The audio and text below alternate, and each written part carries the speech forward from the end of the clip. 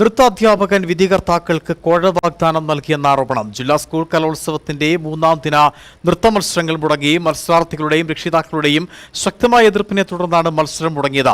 ആരോപണ വിധേയരായ വിധികർത്താക്കളെ തലസ്ഥാനത്ത് നിന്ന് മാറ്റി പുതിയ വിധികർത്താക്കളെ എത്തിച്ച് മറ്റൊരു ദിവസം മത്സരം നടത്തുമെന്ന് വിദ്യാഭ്യാസ ഉപഡയറക്ടർ ഉത്തരവിട്ടു. റവന്യൂ ജില്ലാ സ്കൂൾ കലോത്സവത്തിന്റെ 3ാം ദിനം 1ാം സ്റ്റേജിലാണ് പ്രതിഷേധങ്ങൾ അരങ്ങേറിയത്. വിധികർത്താക്കൾക്ക് നൃത്ത അധ്യാപകൻ കോഴ വാഗ്ദാനം ചെയ്തതിനൊപ്പം വിജയികളായും പരാജിതരാകേണ്ടവരുടെയും ലിസ്റ്റ് വാട്സാപ്പിൽ നൽകിയതിന്റെ രേഖകൾ സഹിതം പുറത്തു വന്നതാണ് വൻ പ്രതിഷേധത്തിന് കാരണമായത്.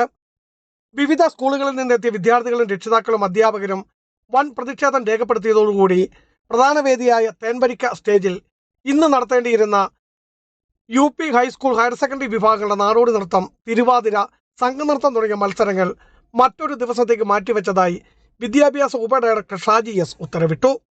എന്നാൽ ഇതിനെതിരെയും പ്രതിഷേധമുയർന്നു. കാരണം പുലർച്ചെ മുതൽ മത്സരാർത്ഥികൾ മേക്കപ്പ് ഇട്ട് ഊഴം കാത്തിരിക്കുകയായിരുന്നു. ഇവർക്കുണ്ടാകുന്ന മാനസികവും സാമ്പത്തികവുമായ നഷ്ടം ചൂണ്ടിക്കാട്ടിയായിരുന്നു പ്രതിഷേധം. വീണ്ടും നമ്മൾ ഈ കാരണവന്മാർ ഇവിടം വരെ വന്ന് ഇവരുടെ ഈ ഒരുക്കുന്നതിന് ഫീസ് ഉണ്ടല്ലോ എന്താണെങ്കിലും, അല്ലാതെ നമ്മൾ ലക്ഷങ്ങൾ ഇവർക്ക് ഇതൊന്നും കൊടുത്തിട്ടല്ല നമ്മൾ ചെയ്യുന്നത്. നമ്മൾ കുറെ വർഷങ്ങൾ അതിന്റെ പുറകെ നടക്കാൻ തുടങ്ങിയിട്ട് എത്രയോ വർഷങ്ങൾ കഴിഞ്ഞിട്ട് ഒരു കൊച്ചു ചിലപ്പോൾ ഇവിടെ എത്തുന്നത് ഒരാളെത്തുമ്പോഴത്തേക്ക് ഒരാൾക്ക് എത്ര ബുദ്ധിമുട്ട്. അത് ഇവിടെ ജഡ്ജ് ഉണ്ടല്ലോ, അവരുടെ യഥാർത്ഥമായ പാനൽ അനുസരിച്ച് അവർ മാർക്കുണ്ട് കുട്ടികളെ. എന്നാൽ ഇത് മുഖവിലക്കെടുക്കാതെയാണ് അധികൃതരുടെ നടപടി ഉണ്ടായത്. ലാൽജി പ്ലാത്തോട്ടത്തിനൊപ്പം ബിജു വൈശൻ പറമ്പൻ, ഇടുക്കി വിഷൻ ന്യൂസ്.